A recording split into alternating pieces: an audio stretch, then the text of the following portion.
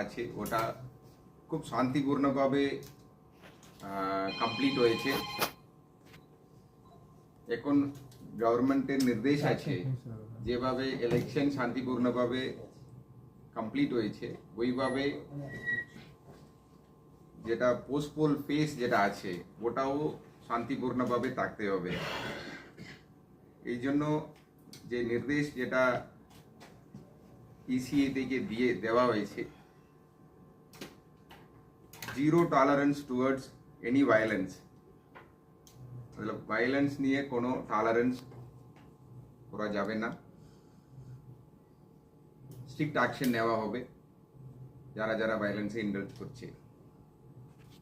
আর আমাদের প্রশাসনিক অফিসাররা সিপি স্যার আছেন, ডিএ ডিস্ট্রিক্ট ফোর্স কোঅর্ডিনেটর আছেন, সবাই টিম দিনরাত ওনারা আমরা সবাই গ্রাউন্ডে আছে।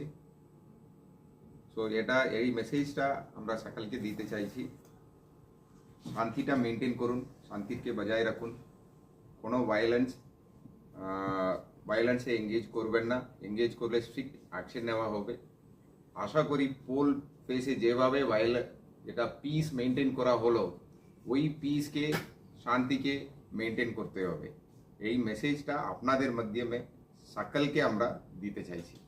এখন আমি অনুরোধ করব মাননীয় সিপি স্যারকে বলার জন্য। সেটা আমি এখন অফহ্যান্ডে বলতে পারবো না, আমাকে দেখতে হবে।